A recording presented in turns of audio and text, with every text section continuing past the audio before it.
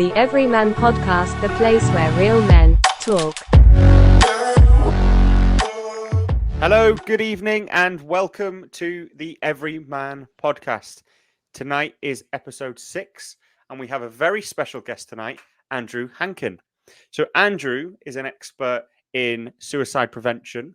He has an extremely powerful story around his own experiences with mental health. And he's coming on our podcast tonight to share not only his own experiences, but maybe some of the things that people can do to understand their own mental health and combat thoughts around suicide. Dean and Ethan are joining me tonight. How are you both doing? I'm doing well, mate. Not too bad. Missed last week. Keen as anything to get into it again today. So yeah, looking forward to this one. This guest, suicide prevention. It's a big part of what we need here in the northeast and stuff. So I'm keen to see what he's got to say and get to know a bit more about his story and business. Yeah, 100%. Same here, Dino. I think it's something. I've been affected quite a bit by this. Sadly lost two friends, one of which Lou was quite close to as well. Knew him for over 10 years. So it's a big subject for me, and it's something that I'm looking forward to exploring and trying to sort of open up on a bit of a taboo subject. Despite it being sort of well talked about these days, it is still, in my opinion, quite a taboo subject with a not real clear pathway. So it will be interesting to see. Good to have you back, Dino, as well. We had Joby on last week. Joby was our special guest. Silent Job. Silent Job, who proceeded to ask the guest questions, answer the questions, then ask a different question. So we've put Joby on a 1-match ban. He's got a straight red card for last week. He's on a one week ban, and then brought Dino back in his new jumper, which nobody's ever seen before. Dino, you do absolutely love representing the King's Arms, I have to be honest. It's very impressive, mate. It's baggy on you now, though. It is baggy. Dean, you've been smashing the weight loss, to be fair. For any of our new listeners as well, the King's Arms is a football team that Lou and a few of the lads set up a couple of years ago through our work. It was for us to sort of have a bit of a release mental health-wise, and we enjoy playing football together. Not all of us played for Plymouth Argyle like Lewis did, but we set a high standard. We set a high standard, and it's Dino flies the flag. You had a good game on the weekend, didn't you? Did he score? Did you get man of the match or something? Oh, does he? No, I played 90 minutes in centre mid. Can you believe that, Lou? Oh. Wow, did well there, mate. Against Scotsman. Poor hard work, mate. I'm sore today. No, I bet. I was going to say, our guests won't know what a Scotsman is, but other than north of the border. But thanks for Dean. Thanks for pal. Yeah, it doesn't make any sense. I think on that cue, let's bring it. Just Google it. Well, on that cue, let's bring in. Yeah, definitely not going to do that. Let's bring. On that cue, mate. This is what I have to put up with on every single week.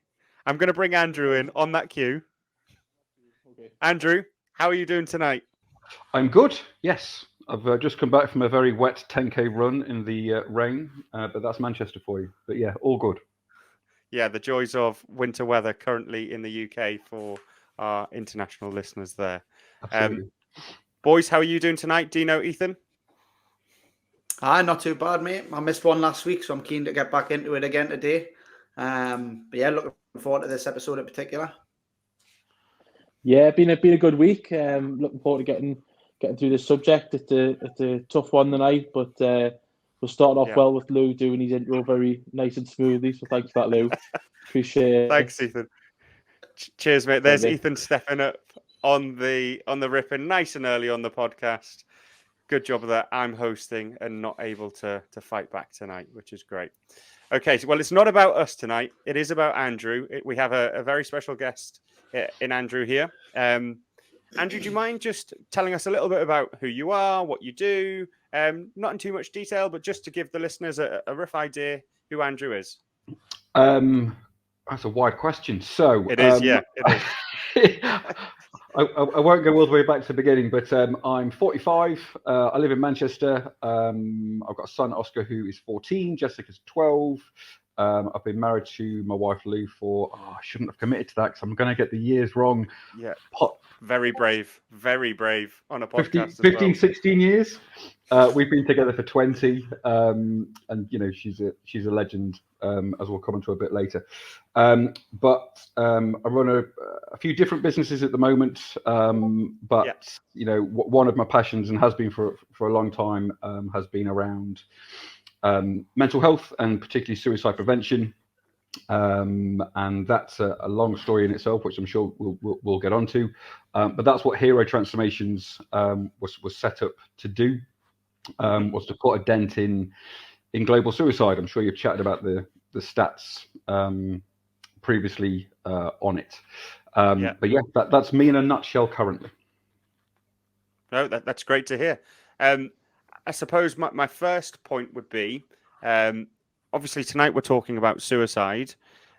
Dean, Ethan, it's a subject that we've kind of broached up on previous episodes.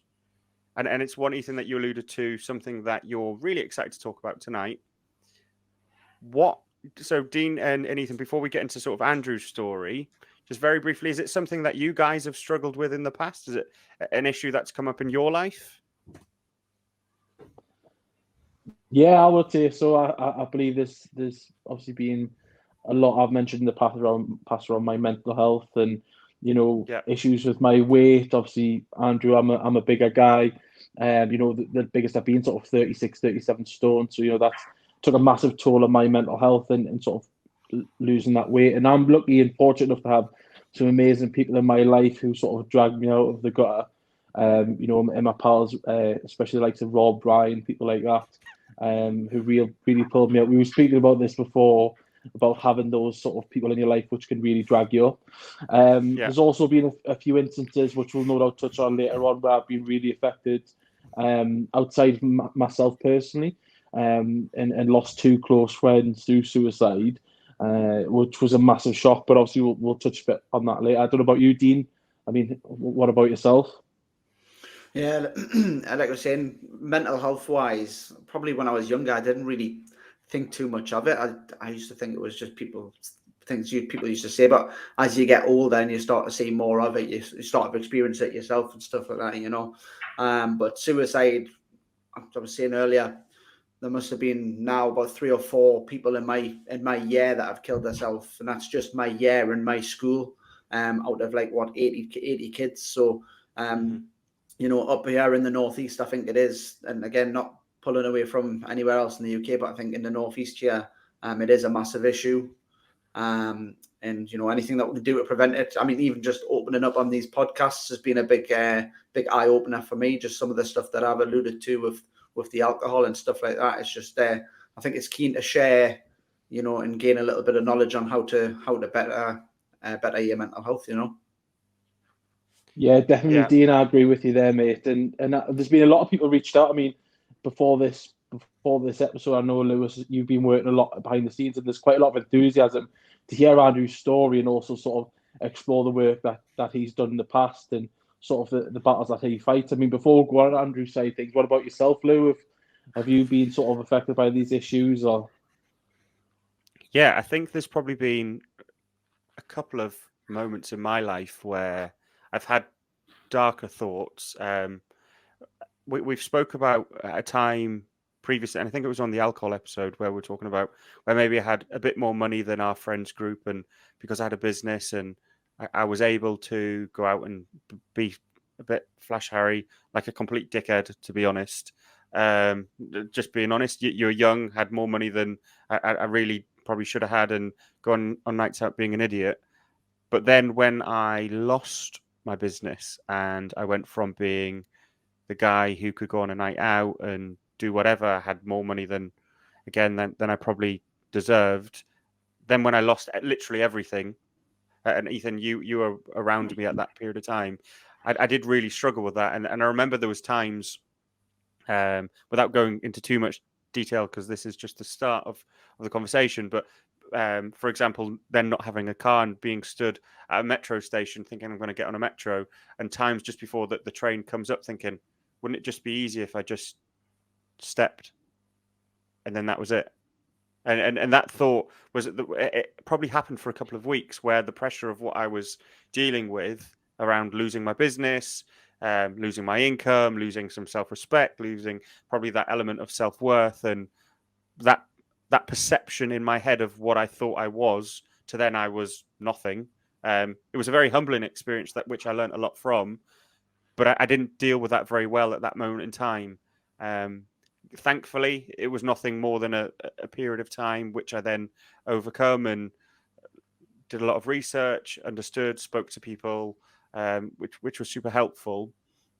But it was definitely a really scary moment, and yeah, it's a topic that I feel no matter what we talk about on the podcast, whoever is struggling, there's a very good chance if they don't get help, they ultimately end up at this conversation of, is suicide the answer? So if you don't deal with your alcohol addiction, or your drug addiction, or your gambling, or whatever that might be, ultimately you may end up at this conversation of, is life really worth it? Is it easier just to end my life? So I think it's a really important topic for us to discuss tonight, and I'm sure we'll have lots of future conversations around it. I think that's probably a great segue for us to speak to our guest, Andrew. And Andrew, you alluded to in sort of the pre-chat that we had earlier around, there's probably a deeper story for yourself, other than the work that you do and that you've done around mental health and suicide. But there's probably a much deeper rooted story around your own mental health and the experiences you've had with suicide. I'm hoping you're open to sharing some of that with us, and it would be keen to understand your story. Yeah, absolutely. And it was interesting. Dino touched on it briefly there, and it's funny how some of your earliest perceptions or some of your earliest memories are formed by what people tell you. And I distinctly remember a teacher in secondary school dismissing instantly depression as not a thing. He was saying it's not a thing. It's a Western creation. No one in Africa is depressed. And at the time, I must have been maybe 14 or 15. And I'd never really, talked about, mental health. Certainly wasn't talked about. I'm quite old now, but back in the day, then, I refer to it now just as health. But that sort of stuck with me at the time. Of that's a made up thing. Okay, next, what we're going to learn about next? I held, embarrassing, but I'm, open enough and ugly enough to sort of admit mistakes. I held that view for probably the next 20 odd years or so, thinking, it's just people making stuff up, and this isn't a thing. But it was formed at a very, very early-ish age, and I think obviously the work that you guys are doing, the work that I've done, the work that so many organisations, mine, Paprius, are putting together. It's now a thing, and I've always been, since. I'll come on to my story in a moment, but I constantly talk to my kids about depression, and we don't shy away from it and stuff. And you've only got to sit in a sauna with me for 30 seconds of people know my life story and what happened with all that sort of stuff, because I'm, I want as many people to hear about it and normalize it as possible. And I think a lot of people, so I'm going off on tangents here, a lot of people sometimes shy away from that because they don't have a solution or they don't have an answer, and no one really does. But being able to talk to somebody about it or share something with somebody is massively important. And people should never think, I want to shy away from that conversation because I don't have a solution. And I think as humans, and particularly as men, we try and solve stuff. We want to, on a very basic level, we want to be hunter-gatherers and put shelter over our head and put food on the table. And if we can't, we'll go and try and solve it. And I think this is, a hugely complex issue, which there isn't, you got a headache, you don't just take a couple of paracetamol and you're sorted again. And even the stuff that I do now and the stuff that I have to structure my day with now, it's, I'm significantly better than when I was, but it's that process doesn't stop. That's a continuing journey and will be for the next 30, 40, 50 years or so. Sorry, what was the original question? No. Firstly, before we revert back to that, I think you've made some really interesting points, and it's something that we have touched upon in the podcast before. That when you have a mental health, and you call it health, and I think health is definitely the right term.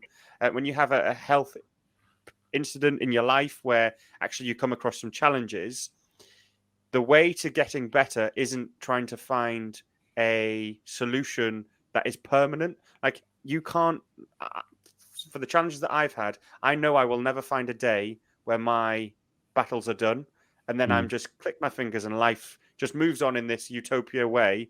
For the rest of my life, I've accepted that I'm going to have to do things that make me push the negative thoughts away or make me feel better versus just expecting living life, just going through the motions. I'm just going to be okay within my own mental sort of health, well-being.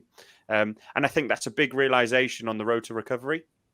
So I just wanted to sort of focus on that point because I think it's a really key one. If people focus on the destination of being healthier and just think, I'm going to get there and then it's done, you're probably setting yourself up to fail. You've just got to accept that you're on that journey for, as you say, for probably the rest of your life. Yes, there is no destination. It is just a journey of continually trying to improve stuff. And again, getting ahead of myself here, it's doing those small things. He's doing those small things every day over a long period of time, which makes it work. So I think it's just so I don't get in trouble for plagiarism, but I think it was Tony Robbins who said, people massively overestimate what they can achieve in a month and massively underestimate what they can achieve in a year, 5 years, 10 years, 20 years. And we hugely beat ourselves up over this as well. And you talked about it, Lou, in your introduction. It's as a parent, I think you constantly worry, but I worry a lot more about the next generation than this generation, because you talked about, and we'll come on to work in a minute, but you talked about the almost shame you felt with losing your job and not having the money and having to get the metro, getting on a bus and things like that sort of thing. Whereas, when I was growing up and around that sort of time, I only had sort of like a close sort of 10 people that I needed to go, right, I've got my Donne trainers on, I'm okay, I've got my Calvin Klein t-shirt, and I'm only trying to impress 10 people, which is fine, and I'll own that. Whereas certainly now, and you just got to look at the basic numbers. I think 28,000 people follow me on LinkedIn, 5,000 plus follow on Facebook. So that's magnified across, and everyone's, I'm sure you'll be able to do a different podcast on social media, but that's an issue. If you're trying to impress and live your best life in the tens of thousands, and I don't really use Instagram, but I believe that's significantly worse with filters and, the kids are on Snapchat and stuff. It's just, you're never, and it's not a good thing. No, I agree.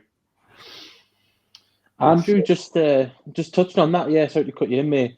It's a long day, a long time since those sort of 10 people you were impressing with your trainers and Calvin Klein t-shirt. And the thing is, for you, a phrase I'll go to now, because of the fact that you've got 20-odd thousand people on LinkedIn, 5,000 people, such a massive number for the work you do. And a quote that's come to mind is, you can't please everyone all the time. And that is such a massive, and it must be, speaking obviously to you, it must be a massive burden for you to shoulder, knowing that something you say, something you do is going to have so many good effects on so many people, but also you're going to ruffle a few feathers. And that must be a massive burden. You obviously, and the pressure must be unreal because of those numbers that you're following. I mean, do you find that sort of pressure? Do you get much sort of pushback at all? How do you find that in being in the environment you are? Do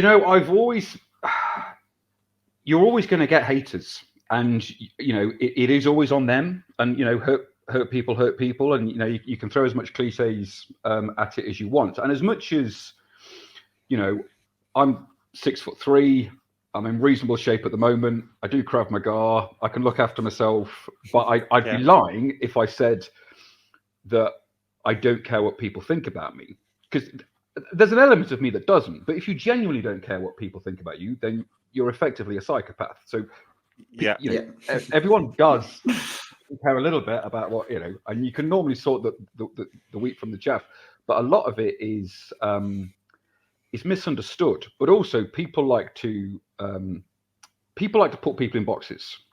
And again, jumping ahead on the story here, I've done a huge amount around mental health. I've done a huge amount around suicide prevention, and then I've also on occasion stepped back from that.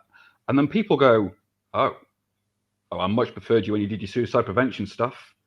And even the fact that people call it your suicide prevention stuff, you're like, have you heard what you're saying out loud? Like, but they just like people in their certain box. And I've been to networking events before, and they've gone, oh no, don't talk about that. Do the thing you talked about. It's just, but you do just have to rationalize it. And I always ask myself, various questions. Well, could I have done any more in this situation, and could I be doing any more in the future about it? And if I've answered both of those questions honestly, then try and move on. But it's hugely tricky, and people just need to be kinder. No one knows what's going on behind, and we are, particularly as men, extremely good at masking stuff. And again, you hear it all the time with the standard, because we're very British about all this stuff. I mean, how's it going? Yeah, good. Yeah, good weekend. Yeah, great. Yeah, family good. Yeah, great. Yeah, everything's great. It's just a lie. Like, whereas, and there's a chap I go running with now, and we're completely opposite in lots of views and stuff, but get on really well and can be very open and honest with each other. And he'll go, how are you doing today? And I go, do you know what? A bit teary today, actually. Not had a great couple of days, but let's just go for a run and chat about it and stuff. And it's having that, no one generally says, yeah, not good today. Yeah, no, never. Especially in even when you're not in boys groups. Especially in boys groups. Like, I think the thing we all love about our boys chats is it's banter. Everyone gets ripped to bits. Like, we'll have there's nothing wrong with that. And that actually, if you're having a bad day, that can make you feel so much better. But within our friends group, we're trying to address this, and there's definitely a lot of work to do. And that's even us within the lads who are doing the podcast. Yep. We don't have enough of those honest conversations of, how are you actually today? Are you all right? Is there anything you're actually struggling with? What's on your mind? What are you stressed about? I think there's so much more in the male UK society. I can't speak for other countries, but looking at the statistics globally, it doesn't look much better. There's a lot more we can do to get blokes to not think everything has to be crack, banter, carry on. It can be some real truths, because I think women do it better than us. They are a lot more caring than us. Like, you referenced your partner before, how she's amazing. Like, mine's the best thing ever. Dean will say his wife's the best thing ever. Like, because they're really caring and empathetic. And sorry, Ethan, I'm hoping you're not just going to say, all right, I'm by myself. Yeah, thanks for that, Lou. Thanks for pointing out I'm single. I thought you'd want me to do that. I thought that's the way that you can say, look, I'm a podcaster, I'm single. Our demographic is mainly men. So thanks very much, Lewis, for setting me up with all the men. I appreciate it. Lou, you've made a really good... Yeah, thank you. You've made a really good point there, and it actually it touches back to something Andrew mentioned. Sorry, Andrew, I know you've got your journey to finish, but something you mentioned, the hunter, taking it back to the hunter-gatherer, and you're being this big, tough man, especially sort of, I'm similar height to you. I'm not really in a good shape, unfortunately, or reasonable shape. I'm a bit like a melted yogurt at the moment. But looking at it, it's one of those things where I never had that outlet growing up. So similar to you, for the first I'm 30 now, for my first 26, 27 years, I'm not afraid to admit I didn't really have an outlet to talk. Even when, obviously, I've mentioned with my friends who've sadly passed and took their own life, I would never talk about anything because my father wasn't around in my life, and my two grandfathers, and sort of my uncles and things like that, they were very tough men, and they didn't talk about their feelings, the one was a football manager, the other was a builder. So they were very much in male orientated jobs, and they wouldn't want to come home and open up their partners, and they wouldn't listen to my.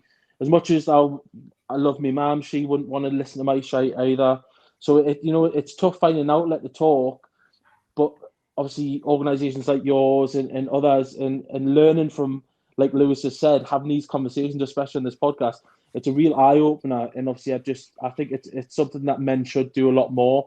Even going for a coffee, or like you say, going for a run and not being able being able to go for a run and physically have that communication with even a friend, say, I'm having a bit of a tough day, this is why, but let's get this run sorted. Let's get the endorphins going. Exercise is a massive thing for improving sort of health, mental, physical, so I really sort of can relate to what everyone's saying in this pod. I appreciate your honesty there, Andrew. So I'll let you go back to your story there, mate. Sorry for butting in again. It's all right, mate. It's all good. It's all good. Yeah, Ethan, you did all good there, mate. I think, Andrew, what would be interesting is probably around some of the battles that maybe you've had, which then led into you doing some of the work that you did. Because there's got to be a reason. People don't, like, I'm not just doing this because I fancy it. I'm doing it because of maybe some of the challenges that I've had and I've seen my friends have. So What is your why for doing some of the work? So, I always used to have decent jobs, always around sales. And looking back on it, and this is a very simplified view of stuff, but look, if you're a caveman and you're in your cave, saber-toothed tiger comes into your cave, you get a load of chemicals that go, you need to get out of this because this is not going to end well. And then you caveman leave the cave. If I'm in a big target-driven sales, high pressure, board level, getting a load of grief off some clown, my brain's going to go, you need to get out. You're not in here. Go. And then you obviously can't. You're sat in a boardroom. So then you get some more chemicals, blah, blah, blah. Now, whilst all this was happening, I didn't know what was going on with me. So I used to go on trips. I used to make trips up to Edinburgh or London or Bristol or wherever, and go away on Monday and come back on Friday. And I'd pretend to make meetings up, and then would basically go and hide in a hotel room, drink heavily and cry and hide under a duvet, and didn't really know what was going on with me, because the depression thing, the mental health side of stuff had been dismissed from what I learned when I was 14 in a geography lesson. So I didn't know what was going on, and I didn't know how to cope with feelings and stuff. And this went on for a while, and then eventually plucked up the courage. We'd gone out for a meal. My mum was down and was looking after the kids. And I just said to Lou what I'd been doing. And she obviously was horrified. And then went to, she persuaded me to go to GPs. Now, the first GP I had just dismissed it. They were rubbish, absolutely rubbish, dismissed it, just said, well, you just need to sort of pull yourself together, and that was it, sort of thing. So then this carried on for a longer time. And then that's when those, it was out of control. And looking back on it, there was a number of times when I can now recognize that I was in a crisis situation, but not being able to cope with it or deal with it, sort of thing. Eventually then went back to the doctors, same thing happened again. And then I found a better mental health lead GP who said, yeah, I think you've got classic symptoms of depression and stuff. And I just didn't want to be here. And at the time there were 3 close people who had taken their lives, and I remember just being very angry at the time with them, because I didn't fully understand what was going on. That it was almost like a selfish thing. I thought they were being selfish. I've got a completely different view on that now. But then once you then get into the GP side of stuff, and this is where I'll probably rant for a bit, so do cut me off if I'm ranting too much. No, honestly, it's definitely what people need to hear, I think. Yeah, 100%. they start you off on the cheapest antidepressant that you can get. I think it was fluoxetine at the time. And then they titrate you up on a dosage, and if it doesn't work, they have to titrate you back off again. And then you get the second cheapest one. The same thing happens again. You have to titrate up and then titrate back down again.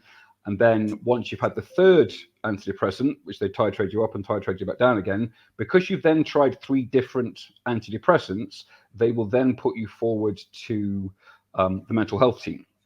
So throughout all of this, I'm struggling to hold down a job.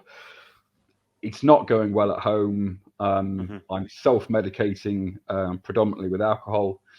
And if it wasn't for Lou constantly getting on, she was my advocate for trying to get me into a system. And you then start doing your own research and stuff. You start thinking, well, I need to get to the better drugs. I need to get to the mental health team. I need to get to the fabled CBT. I didn't know at the time what CBT was, but people obviously talk about the combination of talking therapies and medication and stuff. And then the wait to get into the mental health side of stuff was just taking forever. And I've condensed probably 2 years there into a few sentences and stuff. So then what I started doing, and this was, it's I stopped myself thinking, so I was about to say I'm not proud of it, but I'm not ashamed of it. But I was stockpiling medication with a plan of taking my own life, which, looking back on stuff now, it was just a very, very desperate time. But I eventually did get into then the mental health team, and then you get on to, in inverted commas, the better drugs. So then, and I'm at at this point, I'm at a quite high level of citalopram. I think I was on 45 milligrams of that. And then they started me on quetiapine, which is an antipsychotic drug, and that got ramped up as well. And then they moved me on to lithium. And throughout the whole time, my mood's just really bad. I've been managed out of 2 jobs by now. Which for legal reasons I can't talk too much about. Of course, yeah, that's fair. I mean, they're probably not listening, but there's a big piece around corporates and what they need to do.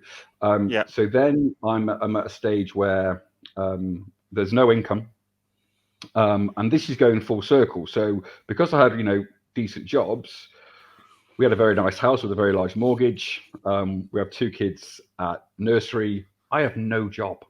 So then you get whatever, to fight to get the PIP, the forms you had to fill out to get the PIP was absolutely ridiculous. And then, so at this point I was on 800 milligrams of lithium, 375 of quetiapine, and 45 of citalopram. So it's over 1 gram of drugs, which again, then I did my second lot of stockpiling, with plans, and looking back on it, and this is a really difficult thing to say, but it was and is an option for me, but it's one that I can manage in my head, that it's not the option I'm going to take. But and I've spoken to, and I'll come on to this in a bit, but I've spoken to numerous people. For me, and lots of people will trivialize it, and the language that people use is extremely important. But when people say, you're not going to do anything stupid, are you? It instantly trivializes it, so, by saying, well, it's stupid thinking about that. And for me, there was some comfort in having an option, even though now it's not, it's there, but I'm never going to take it. For me, gave me a certain level of comfort as almost like a security blanket type of thing for it. Like there was always a way out sort of thing. Yes. But it's managing those thoughts, because, if I tell you not to think about a pink elephant, you all now thinking about a pink elephant. So if people say, well, just don't think, you can't, you just have to learn how to manage those thoughts and stuff. this, we're now in a huge amount of debts. Lou was flying me up to my parents in Scotland so that I wasn't left alone ever. So they're looking after me during the week and then flying me down at the weekend and stuff. And then we tried everything. We'd even we went for a private session at the Priory, which I think was 300 quid for an hour to chat to a doctor who basically said, yeah, you just need to stay on those drugs and maybe swap out this one for a slow release drug. £300. That's crazy. Yeah. No help at all. Yeah. And then it was literally a last sort of throw of the dice. And I think the consultant just didn't know, you're only seeing them every 4 weeks or something. The side effects from all of that medication is quite severe in terms of night sweats. You're not sleeping. It impacts on that. The tremor that you have in your hands from lithium isn't good. You've got to go for regular blood tests to make sure that it's at not a damaging level to your organs, as well as at a therapeutic level as well. And then they started talking about it was eventually diagnosed as drug-resistant severe depression was the diagnosis sort of thing. Then they started talking about ECT. So ECT, electroconvulsive therapy. My only experience of that was watching One Flew Over the Cuckoo's Nest, which didn't come across particularly well in that film. And my parents were horrified that they were even discussing it. But Lou, and at this point, I completely have disengaged from family life, from the kids, from all that sort of stuff. Looked into it. It's obviously changed a lot since the 70s. But the issue was there's only a couple of places in Manchester that do it, and it needs to be in a secure facility.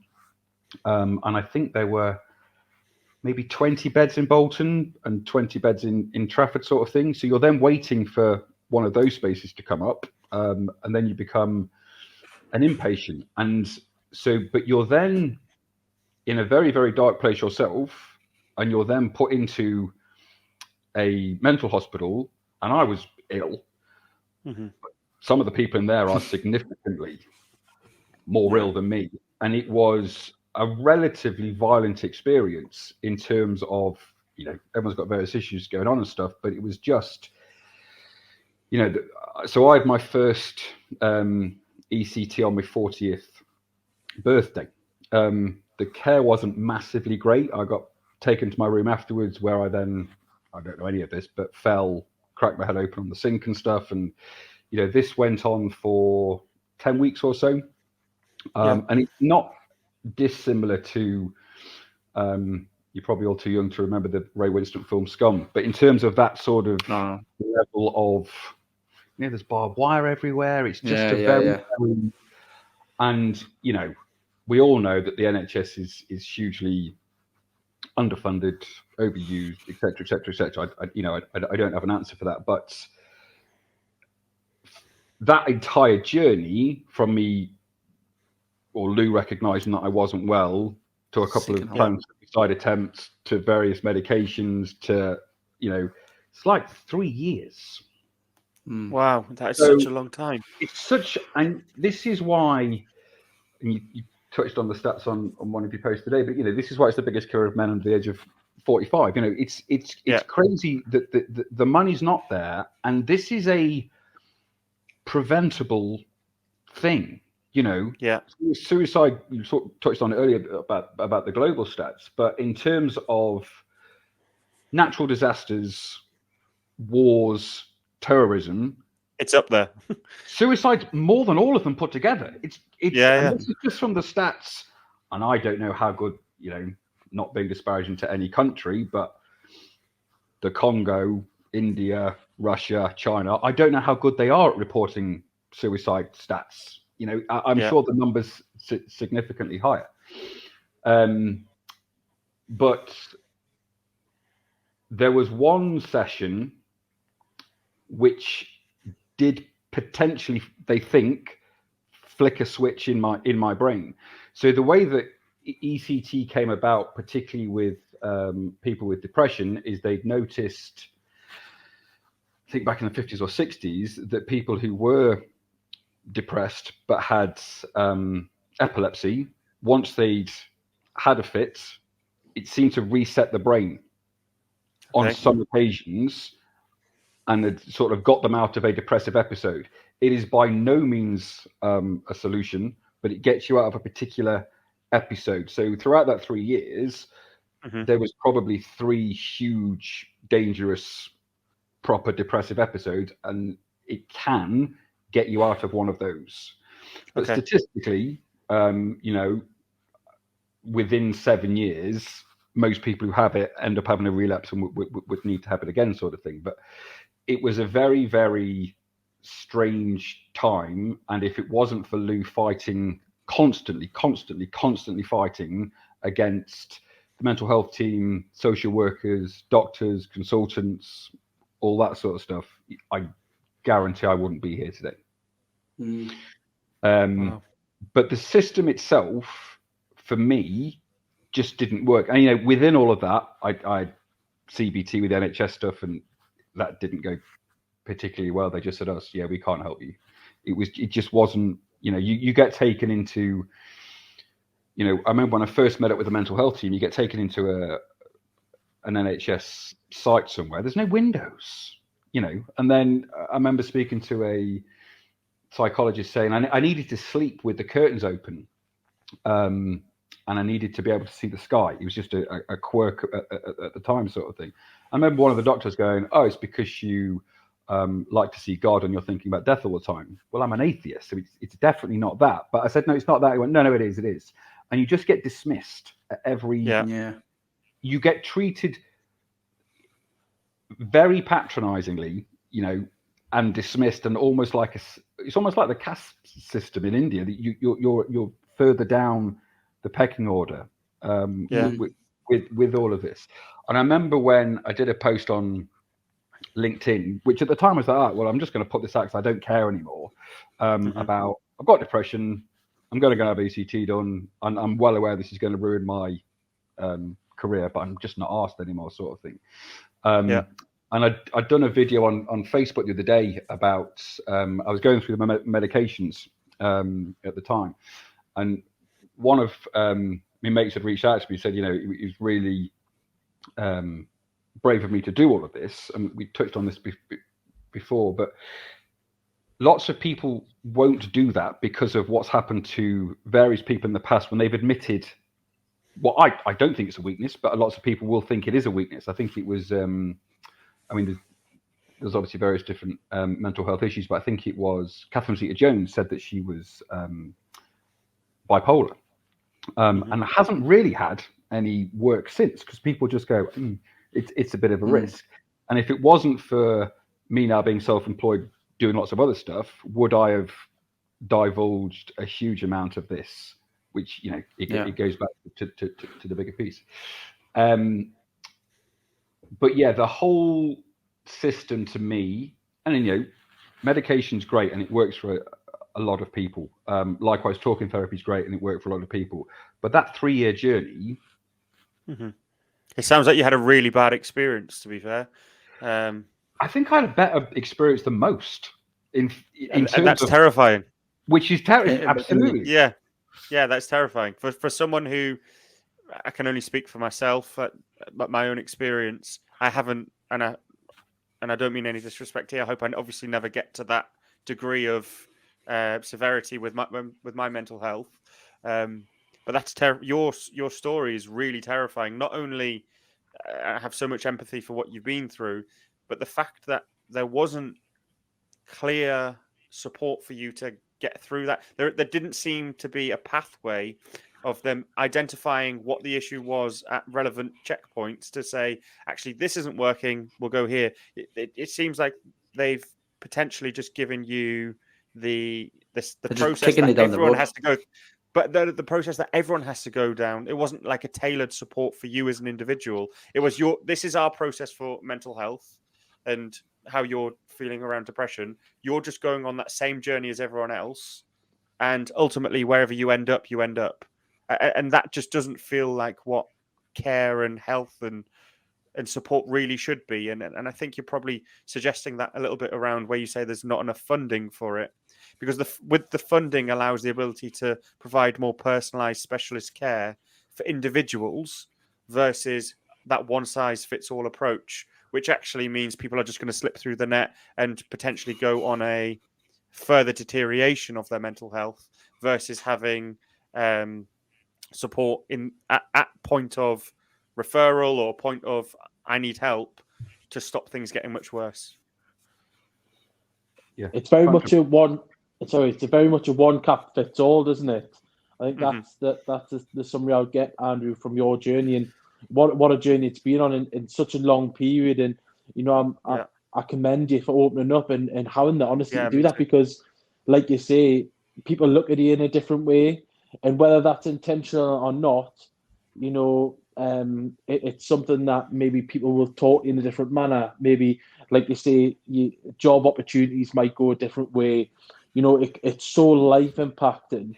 You know, unfortunately, I've been advised of medication, talk therapy myself. You know, the big one I think a lot up in the northeast, which a lot of people are on, is sertraline. I think if that's what I'm saying right, I think that's like something that everyone is and their dog sort of who struggle with their mental health in the northeast, especially who I know, and who I've spoken to, they seem to just be given that. And you know, if you speak to the talking therapy up here, which I have as well, on the NHS, and you know, I commend everyone on the NHS. You know, I know they're overworked, underpaid, probably undertrained, and mental health and health in general such a minefield. But the talking therapy is very much the same. I remember sharing a story similar to you when I was speaking to a therapist during the COVID sort of time, and she asked me if I had a spare room, and I said I did, and what she wanted me to do was fill that spare room with photos of people I like, objects I liked, smells I liked, and she wanted me to make that an escape. And I thought it was a good idea, and you know, it worked for a while. It lost its novelty after a while, but the fact that 3 of my friends also had that same conversation, and I wasn't the person to go and open up to them. They were talking about it to me and to other people, and I had the conversation, and it was a real eye opener because of the fact that, you know, I'm thinking this has worked for me. I'm special. You know, I've been able to overcome these battles, when really you just become a statistic. You know, it's just a regular routine, and if that doesn't work, we'll try this. And like Lewis mentioned, it's just 1, 2, 3, 4, 5. You know, you're just following a process that's not unique to you. You know, Andrew, your journey's so much different to Lewis's. Lewis's is so much different to Dean. Dean's so much different to mine. And I think none of us will get the respect or the treatment that you want. And the fact that you've sort of been kicked down the road for sort of 3 or more years, and it's now sort of got to the point where you've had that therapy, the ECT stuff. It's insane that you've had to wait so long. And I commend your partner as well, you know, Lou, for doing all the hard work. She's done the hard yards. As much as it's been your battle, she sounds like the person real the driving force behind you. You know, so you've got to take that up to her. And you're a very lucky man for having her, I'd say. 100%. And I think just on the statistics point you made then, and it's so true. And I can't remember who said it, but I don't think it was anyone particularly nice. It might have been Stalin or somebody. But they said, you know, what one person who dies is a tragedy, but 1 million people who die is a statistic. And as people have become numb to the fact when we go, suicide is the biggest killer of men under 50 globally, or, you know, in the UK. And people just go, yeah. Like, but it's about the numbers behind that phrase. It's frightening. And, you know, significantly more people will die following lockdown, issues with mental health around that, than will have died during that, the pandemic. Right. And when you think, you know, as horrific as the pandemic was, and, you know, tens and hundreds of thousands of people have died, the amount of money which was thrown at it to solve that problem, it's kind of, you know, it did all right. Likely when Ebola was coming out of West Africa and stuff, a huge amount of money was thrown at it to sort that. And for some reason, and I don't know what it is, the suicide conversation isn't being had. It is obviously with us and you guys, but not on a political level to drive real change. Yeah. You know, I believe there is a minister for suicide in the UK, but I couldn't tell you what they're doing or what their name is, or there's just no, and as interesting as the past 3 days has been because Gary Lineker sent a tweet, there's bigger things that we could be talking about around this, which affects us all. And you'll know as I do, the ripple effect when somebody does take their life, at work, within a family, in the community, it's huge. And I don't know what the block is. I think it's it could be old values. There's the fact that people still talk about it as a crime. Committing suicide as if you're committing a crime, but there's it's not talked about at school as much as I'd like it to be. I think that's a really good point. I don't know if you've seen the guys. There's 3 dads who each lost their child to suicide. Yes, and they were actually. I believe they did a big petition, and it actually went to Parliament today to be discussed because I think they got the 100,000. Got the 100,000. Yeah, and I'm actually connected to Tim, one of the dads on LinkedIn, and hopefully we can eventually get Tim to come on as well once we get some idea of what that bill looks like. Because I think you're absolutely right. If we just focus on mental health, if for example, we're all or have been around the business world, and if you really want to drive change, yes, there's the top-down approach, adults. We're all men, and if we address it at men level, great. But then there's always going to be that succession of children coming through with mental health issues, just topping up the issues every single year. We really need to address the issue from top down and bottom up. So there needs to be those really personal conversations, opening up the ability for children. It doesn't have to go to the extreme, but to be self-aware on their own mental health and equally how their actions impact others' mental health. And we need to have those conversations much sooner. So I went through school. So we're all roughly the same age. We're 30. I don't think I really heard about mental health till I was about 20. It wasn't something that I was ever really aware of. And I think it's something that if we can address it within the curriculum, it would fit perfectly within physical education, PE. It'd fit perfectly within science, perfectly within English language, where your communication skills, that IT with social media. There's so many different areas within the school curriculum where education around mental health could be such a complementary conversation and education part to enrich children's lives for the real world. Not necessarily just to pass a test, but to actually to be a thriving adult post-school. And I think there's so much more we can do. I would agree, because especially after Andrew's sort of comments, Andrew, you define it as health. We refer to mental health just to sort of distinguish, especially in this podcast, because obviously we've mentioned sort of physical health in previous episodes as well. And there's so much emphasis in high schools, middle schools.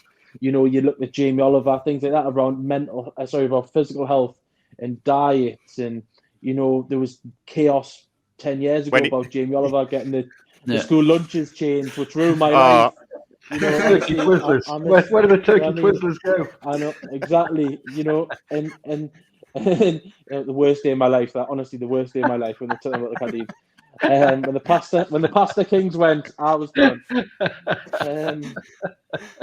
But there's so much emphasis on physical health, and there's kids in school who I think they're fine now if they forget their PE kit. I mean, we used to have to do it in where school kit, and your school boxers, uniform, your boxer shorts. Yeah, lost and found. The lost and found. I was too fat for the lost and found, so those were only boxers. But there's so much emphasis. Just going back to my point, there's so much emphasis on physical health, and like Lou's mentioned there, and Andrew, obviously you touched on the mental side of it. It should all be in one. It shouldn't just be distinguished as if you can run 10 miles, or if you can run a marathon, or if you can lift a certain amount of weight, you are classed as fit and well. It should be including mental health as well as that, and taken more seriously as or as serious as physical health, because it's such an important route. And there's so much time in the school industry. It's a big thing of mine where we're not taught enough sort of adult life lessons, I think, in school. Life And skills. this is a big life skills, you know what I mean?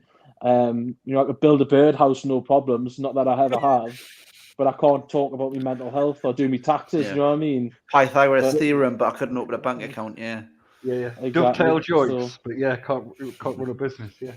Exactly. Yeah. Exactly. That's it. Yeah. 100%. There's so much depth to that part of the conversation, isn't there? Where I feel we could literally all talk about this forever, and I'm sure we probably will. But I think what would be really interesting, Andrew, so just to make sure that we stay within your topic and your journey here, firstly, thank you very much for opening on that part. And what I'd be really interested in, so it's great to understand what the struggles were, and obviously I'm really grateful for you sharing that. But how have you gone from where you were to where you are now, and how would you describe essentially where you are now, having gone through that experience? So, in terms of myself personally, Yeah. I mean, what I wanted to do was, once I'd come out the other side, and we've condensed a lot, and I've missed a lot of nuances out there, but you get the rough idea of how it came about. I was thinking there has to be a better way. If I've had such a rubbish experience, there has to be something else. So I then set about with a very lofty task of trying to reduce global suicide on my own. And so invested a lot in retraining, in learning, in getting on courses, in mentors, in speaking to people, in setting up different tech, in retraining as a PT, and finding stuff which I was very much not wanting to go back to the hospital, very much wanting to get off the meds, and very much trying to find something, not as a medication's bad, hospitals are bad, talking therapies are bad, but just trying to find something which would work for me. And if it worked for me, it might be able to work for other people, and it would give other people an option to use either in conjunction with all of the other stuff, or whilst they're waiting to get into the system, whilst they're waiting for, it's hard enough to get a GP appointment at the start of that 3-year thing as it is all the way through to the end. So that was where Hero Transformations came from. And I just did a lot of stuff around fitness, around nutrition, around goal setting, around meditation, around mindset stuff. And everyone, lots of, I was surprised a lot of it didn't come up in the talking therapies.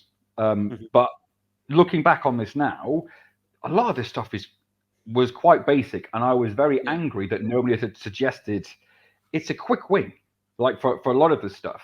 So it was, writing down 3 wins from the previous day, which seems really small. But my 3 wins that I'll write down, I always do it at night.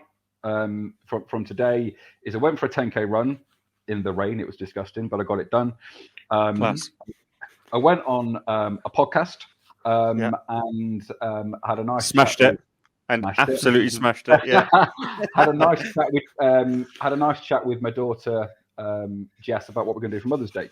So those 3 wins, it's not sorted out the Northern Ireland protocol, it's not found a cure for cancer, and it's not rescued the Silicon Valley Bank in America. It's 3 little things, which 3 wins a day, 21 wins a week, 84 wins a month, you're over 1,000 wins a year. Going back to what we said earlier, it's those little things that add up. It's sending appreciation messages, whether it's texting your mum to tell her that you love her, or checking in on an old mate, or just sending something, trying to give something back. Trying to find something fun each day to do, which a lot of people struggle with, as well as exercising to sweat, doing something to further your education or your business or your bank account. It was building those little things up like that. And then that morphed into coaching people. So then it was one-on-one coaching that I did. And then we did some group coaching. And the elephant in the room with all of this is, we've had maybe 180 people through Hero Transformations, which is a program which, it's not a course that you finish. You carry on doing it, and it sort of morphs into a way of life. But the issue with all of this is I'm doing this as an individual, trying to get out to as many people as possible, and it's funding. It's because what I had to do is charge people. So if I'm working with someone one-on-one, if I'm seeing them 3 times a week, there's a cost involved in that, because I need to keep a roof over my head, and I want to give my family experiences and of course, all that. And this is where there's a bit of it's adding a taboo subject to a taboo subject. So I'm talking to people, and we've had people who, there was a guy who he jumped off a bridge. So he was one of the people who jumped from a bridge. He landed in a river. He was taken to hospital. They patched him up. The mental health team came to see him and said they didn't have room at the inn. He needed to check in with his GP next week. So that's a true story. What happened? Somebody jumped off a bridge and survived. Nobody could help him. So his friends had contacted me on LinkedIn.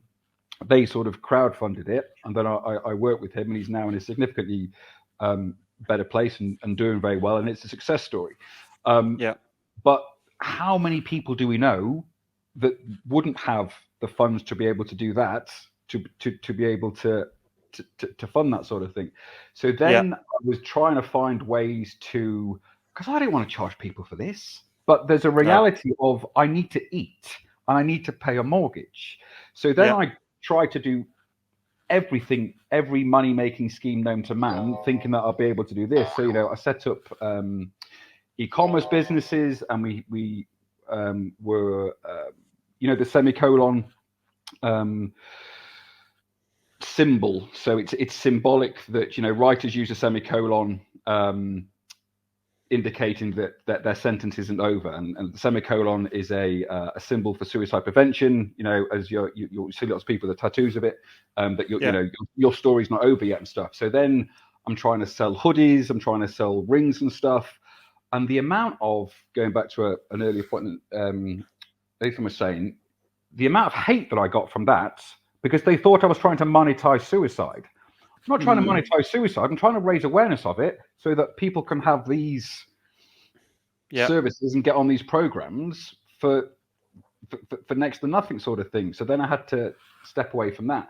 So then got involved with Lloyds Bank. So Lloyds Bank do a school for social entrepreneurs. Went through a couple of, and you get a small grant, but it ties up a lot of your time. But then I had to set up a CIC to be able to get funding from stuff. And then I was working with housing associations, helping out their tenants and stuff. But then you end up doing hours upon hours over weeks and months writing bids to get some, 3 or 4 grand's worth of funding to then try and deliver a program. And my time's not best spent filling out forms and presenting to board to try and get some funding for the stuff. So then tried to flip it, and as with everything, as we know, you've just got to follow the money. So then I was asking questions around whose job is looking after people's health and suicide prevention and awareness. Is it our own? Is it councils? Is it the NHS? Is it employers?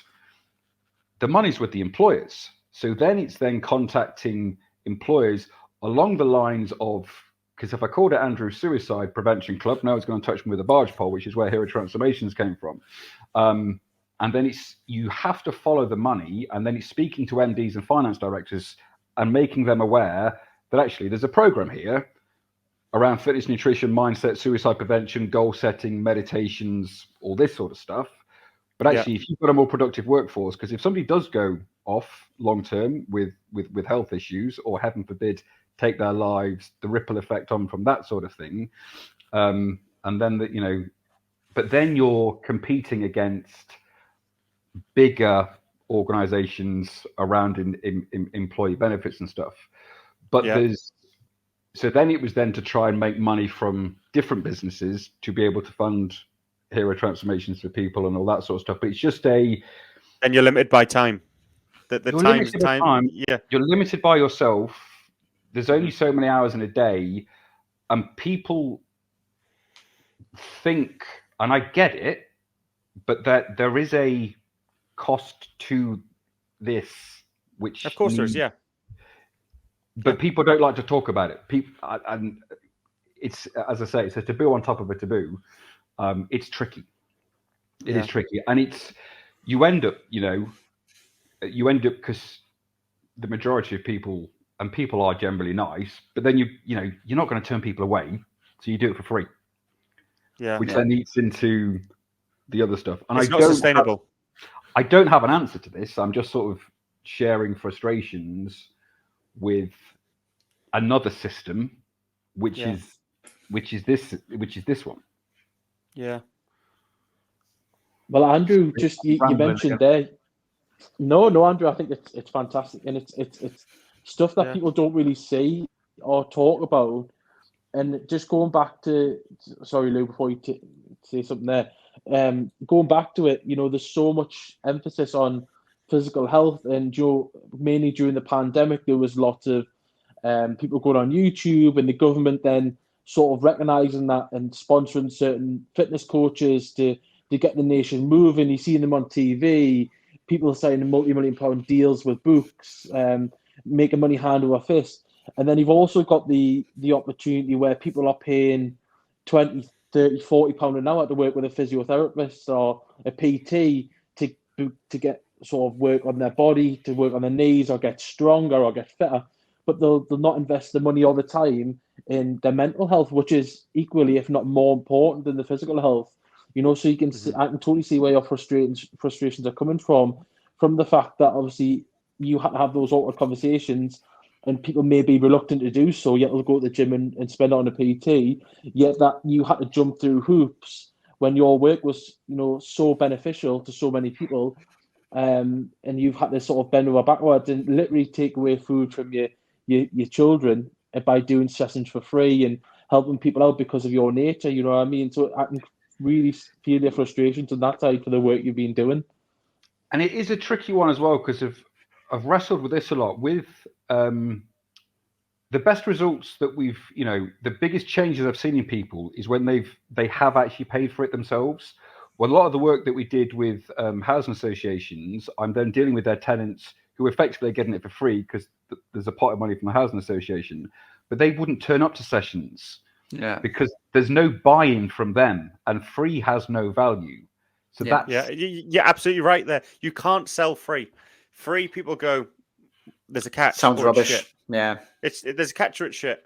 And the catch is you're going to give something half-assed for free, but then try and upsell me this £10,000 project. And actually, we don't have the budget for that. So, you're absolutely right. And I think Ethan makes such a key point around, it's crazy the misconception around, and crazy is probably not the right word when we're talking about mental health, but it doesn't make sense, the fact that people will invest in physical health, and that's probably because of the whole wanting to look good, feel good. There's that part, but your mental health is so important, because I know in times when I felt really low, there's not a chance I'm going for a run. There's not a chance I'm playing football or going to the gym, because you just can't get yourself out of that cycle. So finding ways to cope and to perform at your best, whether it's your work, with your partner, as a friend, sports, whatever, like the mental side is so important.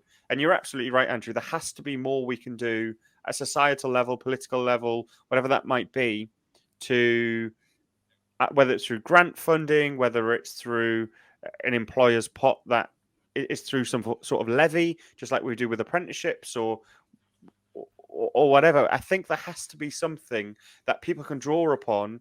And okay, there probably has to be some element of a tender process just through vetting, but I think it would be through the NHS. You should be able to bid for grants through the NHS, where they are unable currently to provide the right level of service, to be able to outsource to individuals like yourself who has the lived experience, which is the most powerful thing you can ever have. plus qualifications, knowledge, competence to be able to take people through that personalized journey versus that one size fits all. Yeah, and that's something that I'm sure over time we will probably try and push.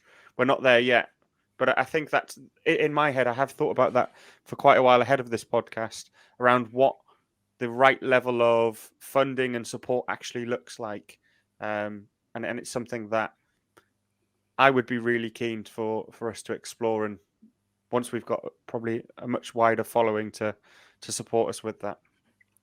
Definitely. Andrew, yeah, considering where you are today, which by the sounds of it, you're in a much greater place, which is honestly amazing to hear. And I found your story tonight so inspiring for someone to be so candid and honest around what you've done and been through to now where you are today. I suppose for our listeners, it would be really good to understand your thoughts on if other people are struggling with their mental health and they're having potential suicidal thoughts, what would be your advice? What having been through some of the system, and I'm not expecting you to say everything I say is perfect because, as you said at the beginning, you don't have all the answers, and no one potentially has all the answers. But what advice would you give people? There's a huge amount of help out there, and I know we've taken a little bit of a step to the sort of negative side and stuff with this, but that help doesn't just have to be NHS or Mind or your GP or an online course. That can be your friends, your family. It is, but you've just got to have that open and honest conversation with yourself. What helped me was talking out loud into a mirror. I'm having that conversation first of all with myself before then sharing that with other people. But things do get better, and myself, you three guys on the call, lots of other people out there are proof to that. And if I can go from, and I'm sure lots of you guys have been there as well, extremely dark places to where I am now, then that fact's been proven, and will be proven again. But what's and it's a selfish thing, but it kind of works. What's helped me through the work that I've done with Hero Transformations has massively helped me. I obviously do it because I want to help lots of other people and trying to reduce global suicide, but it helps me along the way as well, knowing that I've helped other people. But it is talking. People will, and I now live my life relatively strictly in terms of, well, I need to do this, I need to do this, I need to do this, I need to do this. And if I have a dip, and this happened during the pandemic, if I'm coaching 7 hours a day, I noticed a massive dip in my own mental health, but was able to recognize that and change stuff accordingly. And likewise, if I'm having a bit of a dip, I'll go, oh, I didn't do my run yesterday, or I didn't go to the sauna yesterday. But you do find, and I'll generally go to the gym every day. Yeah. I have an hour in the sauna and the steam, and I'll do my meditation in there. But I'll always chat to someone, and you can see it. People crave that interaction. People crave that chat, and you see it at the supermarket. You see it on trams. You see it in pubs. You see it in gyms. You see it at the football. You see it at the rugby. People do want to interact with people, and it's just taking it that even just that one level deep. If someone says, "Oh, I mean, how's it going?" and go, "Do you know what? I feel a bit down today." Starts the conversation, and 9 times out of 10, the person you're talking to will go, "Do you know what? I agree. I've felt really down for the past 2 months because of X, Y, Z. But I've tried this, and this is helping. I've tried this, and this is helping. I'm trying to do something different with this." And there's loads of Facebook groups, there's meetup groups, there's a huge amount of stuff out there, but it's having that, and this is why I call it health. If suddenly you started to feel the right side of your face dropping, you might be thinking, actually, this isn't right. Or if you had a pain in your stomach, or we almost wear it as a badge of honor if we've had a heart attack, or we have to take diabetes medication, or that's all normalized, and people talk about that all the time. But it's being able to recognize that if you're having a dip or having an off day, or something's not right, it's just having that initial chat with yourself and then talking to someone else about it. Yeah, no, I think that's some great advice. I'm just wondering, Andrew, as well. Sorry, Lou, I do this all the time. No, go on. Go on, mate. Because some really good points there. I was just wondering if there was any sort of things that maybe you do now that you didn't do before. I know you've alluded to that you do, your 3 wins of the day. I don't know, but I'd imagine maybe you weren't doing that in the past when you were in your sales role. So you're doing your exercising now, were you doing that beforehand?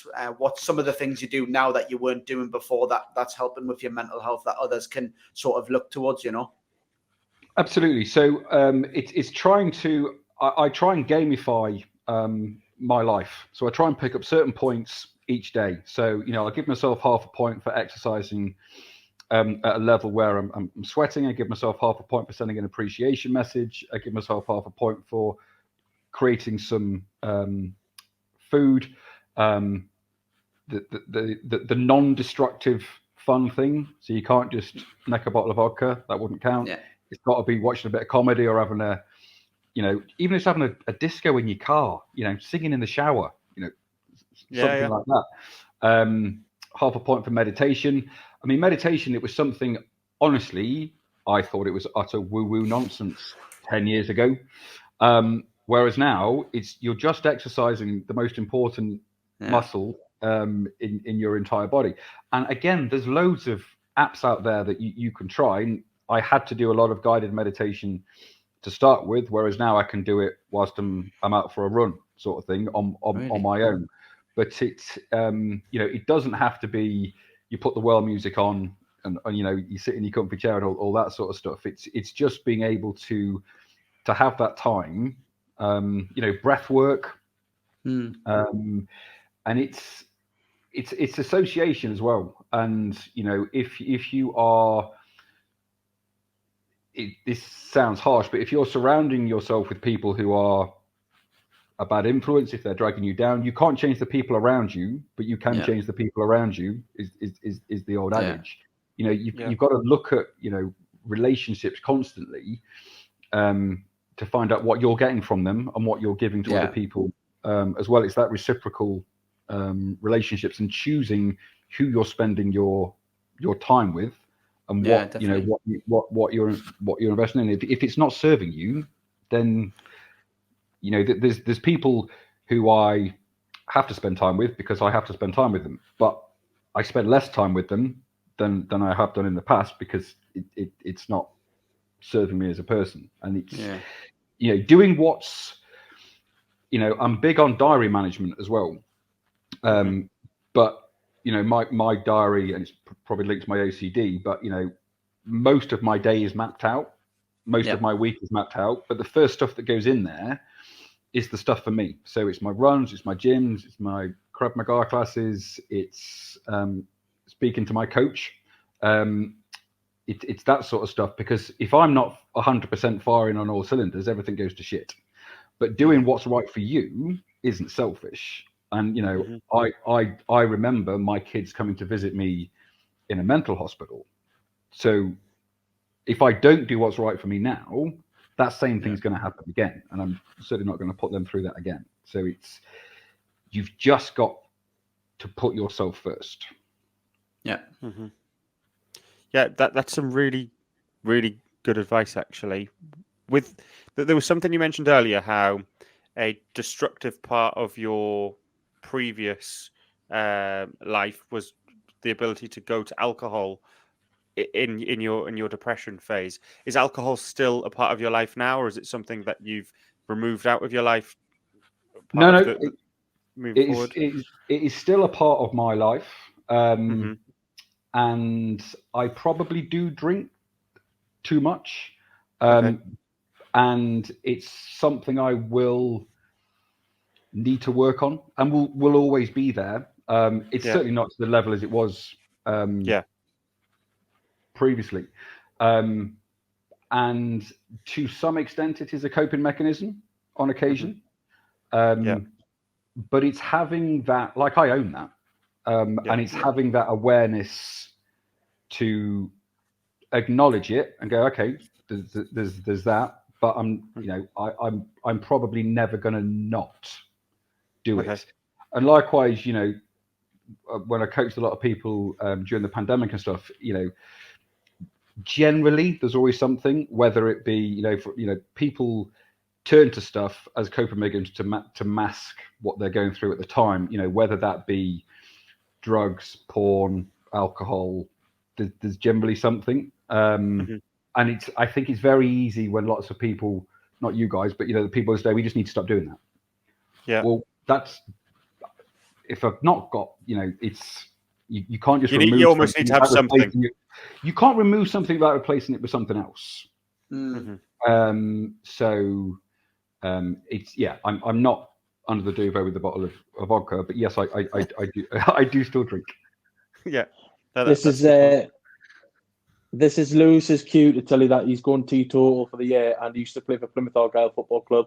Those are two things that he gets into every episode. That's why he's asking. I've never.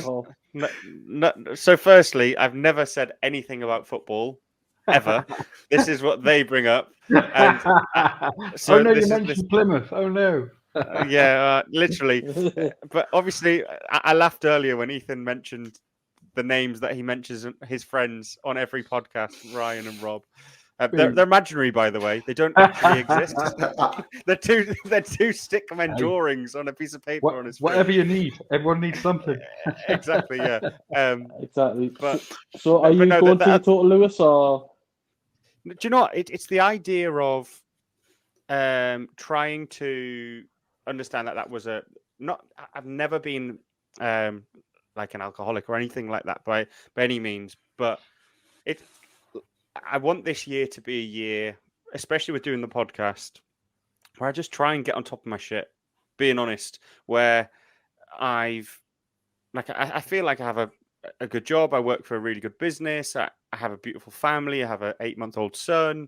I just want to get on top of my shit. And when I'm trying to do that, I'm not sure that alcohol, for me personally, I love a drink. I love a drink as much as everyone loves a drink.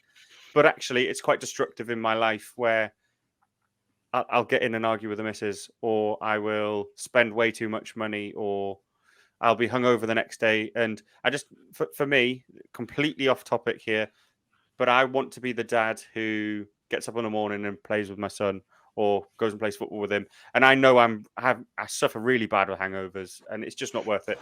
So, Ethan, you've absolutely derailed me there, and it wasn't a point I wanted to make. It was just more around if excluding alcohol has been part of your recovery or not. And it's great that you are able to include that and still recover, because I think that's also really important for people to understand, that you don't then have to become, I can't think of you're going to say a priest. Yeah, you don't have to become a monk. I was going to say a nun, but because I couldn't think of the word monk.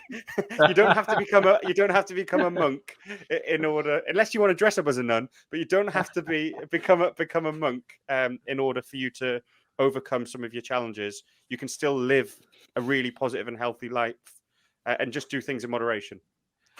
Yeah, it's having that raised level of consciousness and that self-awareness of stuff. So, and actually, so at the start, my dad was down this weekend, so we were out Friday, Saturday, Sunday, and had a relatively heavy weekend, but it was lovely. It was fine. But I'll probably not have a drink now until Saturday. And I've done dry January before and Stoptober and stuff and things like that, the odd month here and there sort of thing. But it's having that awareness, which it sounds like you also have.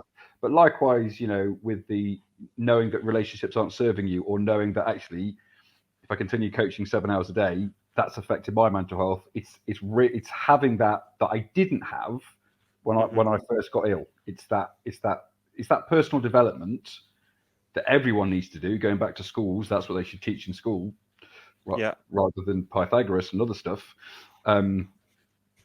Agreed. That would be a big thing, And again, 10 years ago, people talked about personal development. Everyone thought it was woo and nonsense, and meditation was not, it's all that sort of stuff. But actually, But yeah, meditation's still one of them for me, and I'm sure out of all of us, I would pick Ethan would be the one to actually probably delve into that. Dean would say he would. I meditate. Do you? There Yeah, we go. There's I something do I never knew. 5 minutes in the morning. Ethan's not having it. I'm not having that. Like, you weren't I seen, you know what it is? I seen Dino this morning in the gym. He was not meditating in the gym. He was just wandering around, not knowing what he was doing. He didn't know what was going on. But no, I think I agree with you. I think meditation is a fantastic tool. And Dean, taking that time out your day, and I know you've mentioned it as well. Lou, I don't know if you've tried it before, but it is such a useful tool. It's something which I tend to do the morning and try and do the night time. I think Patrick Stewart said that he tends to get up an hour before anyone else. He'll reflect on his day and he'll pick up a book and you reflect on the previous 24 hours and then he'll pick up a book. And what he'll do is he'll then proceed to move on with his day. And it's such a useful tool because of the fact that you can process what's happened yesterday and put it almost to one side, especially if you've had a bit of a rough day, I think. You can have the tools to then not sort of sit on it for a couple of days, manifest, and I think writing things down is a massive tool as well, not only meditation, but taking the thoughts from your frontal cortex and putting them on paper. It's sort of been proven to take the weight off you a little bit and not such have a heavy burden. Unfortunately, that's not the scientific term of it, but it's something along those lines. Good. But it sounds good. It sounds good. If it sounds all right, that's fine. It's 100% true. And, I'm going to generalize the entire population of the UK here, but I think most people wake up, reach for their phone, go on social media, see if they can have an argument. Whereas actually, if you can, I drink a lot of coffee as well. If you can have a coffee, have a meditation, think about what happened previously, know what you're doing for that day because you've planned it out. You're not being reactive, you're being proactive. You know what you're doing for the day, but you're in charge of the day. Whereas a lot of people, I think, will just pick up the phone and react to whatever they see from whichever media platform that they're looking at. But it's taking back that control. I think it's the big thing, and you're in charge of you rather than being led by other stuff. 100%, because it's such a horrible, as good as social media and connecting with family, seeing family across the globe, seeing cute dog videos and things like that. Despite being such a nice place at times, it is a very negative place, and that has the ability to ruin your day before it's even began. Like you say, you could pick up your phone at 8 o'clock in the morning. As soon as you wake up, you can see something, and it could set you off for the worst day imaginable. And you're then trying to pick up the pieces for the rest of the day. It could have the counter effect as well, but it's such a negative place to be, as well as sort of a positive. I mean, do you tend to sort of look at social media, or is it something you're in heavily? I know you've obviously got quite a big following. Is it something? Do you have your comments switched on? I know a lot of people who've got a bigger following as well have their comments switched off on that side of it. Less so, if I'm honest. I mean, I'm not going to lie. I have my phone next to me all the time. But generally, and it's not.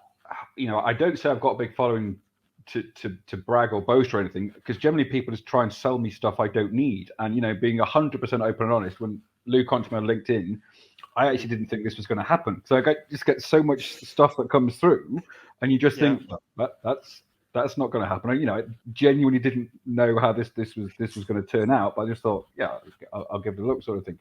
But it's I'm aware of the if I put a post out on Facebook and then I'll go back and go, 10 people have liked it, I get a little dopamine hit, and then I go back, 100%. 42 people have little dopamine hit, when actually it's a very short-term dopamine hit. Whereas if I can go out for an hour and go for a run, I'd rather get it over a sustained longer period of time. Yes. I find if you exercise, have positive conversations, do things that are actually fulfilling, the dopamine hit isn't maybe quite as good as like that social media. You're right, absolutely. It's like today, my notifications have been ping, ping, ping, ping, ping, ping. And mine, because you tagged me in. Exactly. Yeah, I did actually, didn't I? Yeah. So there's like hundreds of likes, like loads of comments and stuff, and all You day felt it's just really been good. ping, ping, ping. Yeah, really good. You're like, Yeah, oh, of course you this is did. quite addictive. Haven't done that in a while, and it does make you feel really good, but it's not real. That's the biggest thing I would say. This is real. So me Yeah. tagging you in a post, us having some back and forward on LinkedIn Messenger, that was positive. But this is a real conversation. Like, I think after this conversation, I will now forever look at you as a valued connection on my LinkedIn as someone who is super real, super honest, the most personable and approachable guy. That if we have an issue or something we want to talk about, there we go. See, mate, and it's a real one. It's a real one. It's not a red button or a red little notification. A real one.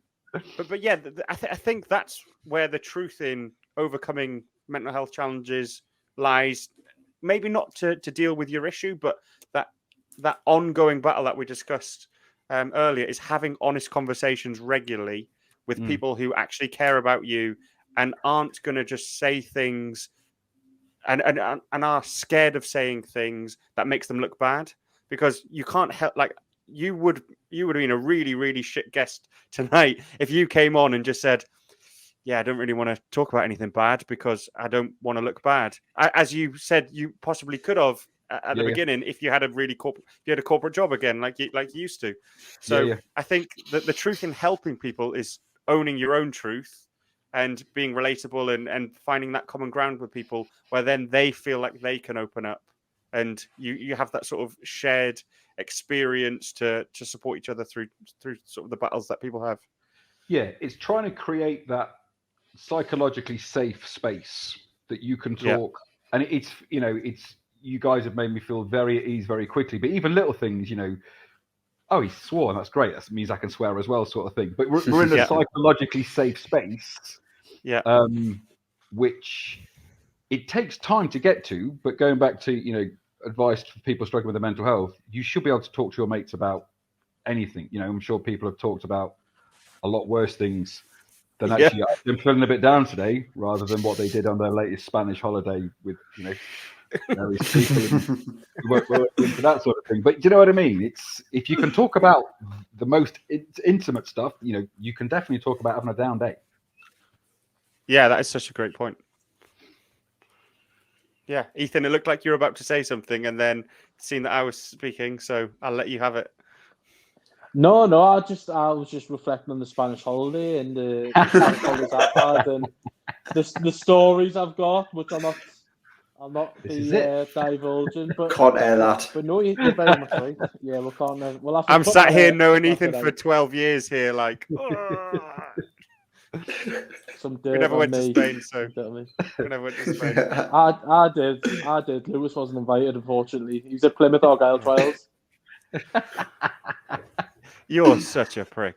I love you, but you are a prick. Yeah, God. Andrew, I think what I would like to do, just in very much conscious of time, because we have done an hour and a half, which is, I'm pretty sure that's what I said we'd roughly do. I want to start off by saying I'm really, really grateful for, firstly, you coming on tonight, but secondly, being so honest, amazing insight, I'm not sure what I expected, but this is way better than anything I could have expected, I think. Your insight, your ability to tell your story and the way you tell your stories actually is super inspirational.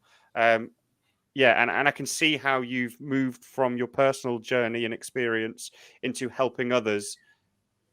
And I would encourage anyone who is struggling with suicide or some dark thoughts, reach out to Andrew and understand what he can and can't do to support you, because I've personally have gained so much from tonight's episode. Thanks, man. 100%. I back that up, Lou. I think it's absolutely been a fantastic episode, and the fact that you've sort of deep dived and you've been so sort of open and personable. I hope this can help people then try and process their own journey and also being a bit more comfortable to open up. You know, I think the goal for us was to share our experiences, but my personal goal with this was to just, if one person can have sort of a good day or open up to someone, even that's a friend, a colleague, Andrew, Lewis, Dino, myself, you know, if you can open up and sort of come down off the ledge, that's sort of a job well done in our eyes. So I really appreciate the time. I mean, before I let Dino wrap up here, I just want to ask you a question. We tend to do something called Hear No Evil, Speak No Evil, which is an old film from the 80s you might have seen with Richard Pryor in. But basically, it's either a podcast or book that you would recommend to any of our listeners or watchers, which you tend to listen to when you're running, or something you read on a bad day. Just anything of note that you would advise, if that's all right. So there's a book which changed my life, and I read it when I was in Moorside, which is the Trafford Mental Hospital, and it is by a guy called Tim Grover, who was Michael Jordan's PT, who inspired me to retrain and become a PT, and that's called Relentless, and it's fantastic. I will definitely be reading that. Thank you very much for that. I'll be reading that. That. Yeah, and we'll get the link as well on the podcast for the book, so any of our listeners can also check it out and get reading it. Dino, do you want to close out the show? I just wanted to, again, just what Lou and Ethan said. Just thanks for coming on, mate. I think, you know, something that I've learned on this podcast is once we start opening up about things, we'll start to realize that we're not so far apart. So, you know, your story will probably resonate with a lot of other people, and maybe if people haven't, you know, opened up, it might be an opportunity for them just to say, because I mean, some of the stuff you come up with, mate, you just completely owned it as well. And yeah, you've been a brilliant guest, mate, and thanks for coming. Really appreciate it. Thanks, guys. And just from my point of view, really appreciate what you guys are doing. Like, you know, it's this work which is, you know, going back to an old Nelson Mandela quote, it's to, you know, be the change you want to see in the world. And, you know, you guys are doing this. You're doing it from a place of love. You're doing it because you want to help people, which in turn will, you know, hopefully help yourselves as well. But you know, we've all lost really good mates to suicide, and we, you know, just want to stop everyone else having to go through all of this. So hugely appreciate the three of you and what you're doing. I think it's very special. And if you do want to start writing down your 3 wins for a day, definitely stick this one on it, because it's amazing work, and it often goes unnoticed. But if it's not for people like you doing it, then if nothing changes, nothing changes. So appreciate you guys. No, that has been honestly fantastic, Andrew, and we are so grateful for it. And I'm sure we will catch up in the future. Thanks very much, mate. Perfect. Cheers, guys. Cheers. Yeah, boys. Top man, Andrew. Thank you. Well, boys, we've just spoken to Andrew there. How did you feel that went? Really, really interesting. It's good to get a good understanding of his mental health struggles, and sort of some hints and tips of what you can do to better them. Some things that I hadn't thought about, like, you know, the 3 wins from the day before, giving yourself half a point for certain types of exercises. I think something to make it like a little bit of a game as well. Really interesting points, and it was a good guest to have on. Really knew his stuff. Yeah, definitely. I think you're right there, Dean. I think the fact that he's setting himself goals with the 3 wins and also the point system. You know, I know a lot of people these days are comparing themselves to other people, you know, these models on Instagram and, you know, PTs you see. But, you know, you just got to remember it's you. Every day you're trying to be better than you were yesterday. That's all you can be. And Andrew seems to have been on such a journey. And the fact that he was so open, it was quite refreshing, because a lot of the topic that he opened up on, people wouldn't want to discuss. People, like you say, is from a career perspective, it could hamper that. But the fact that he sort of wears it as a badge of pride, and he's been through that, and he's then sort of come like a phoenix from the ashes sort of thing, is sort of cliche as it is, and he's sort of then tried to help others. It's a real win for him, and I've got a lot of admiration for him. And he was just a really good guest, you know, and he was happy to open up. I mean, One thing for me as well, Dino, I feel a bit bad because you mentioned your meditation. That cut you off there. I mean, do you want to finish your meditation story? Why do you meditate? What do you get out of it? If you mind asking. Well, I just read a book called My Miracle Morning. So you don't know me as well as what you'll probably get to know me eventually, but I've never ever been a morning person. And I read this book and it's called My Miracle Morning. It's about the first hour of your day. So I've been getting up at sort of like 5:30 in the morning. And you do your lifesavers. So your first one's silence. You do meditating for like 5 minutes. You do affirmations, which was one I struggled with. I feel really awkward doing it at the time, but saying I am confident, I am bold, I am powerful, all the rest I'm of it bold. For like 10. Yeah. Well, it's funny because when I said that to my wife, she said, "You want to be bold?" I said, "No, I'm bold." And then you do what's V again? Visualizations, and then exercise, reading, and scribing. So quite a few of the things that he sort of actually mentioned, but just sets up your day. The meditation thing. I'm not very good at it. I really struggle to let my mind sort of relax. But just some of the points that he made, I think really do help. With your mental health, especially. He did touch on it, but the exercise one, I've been having a bit of a tough week at work with all the targets and stuff changing. And last week it was really getting me down, and I hadn't gone to the gym and stuff. So I set myself the target this morning of going back to the gym. So it's the first time I've been back in for 10 days. But it's really helped. So yeah, Good. really, really interesting. Glad to hear that, Dino. I mean, what about you, Vindy? Yeah, I found him to be exactly the kind of guest that I wanted us to bring on to talk about suicide. I didn't want someone to come on, and we will get these sorts of guests, which they all have their place, but I didn't want someone just to come on and tell us how to cope with suicide for the first time we talk about it. I wanted someone to come on who was going to be really raw and really honest around their own experience. And I think Andrew absolutely delivered on opening up, being super personal. He told us things that I wouldn't expect someone to come and tell us about how low he was feeling, about, for example, the alcohol and missing work because he felt so low, the fact he had to get sectioned, that the electric treatment that he had, that all seems like the types of things that society we just don't talk about. And I think even though we're trying to drive that agenda, right, of everyone needs to talk about it, I even found myself thinking, wow, he's opening up a lot here, because we just aren't used to men opening up like that.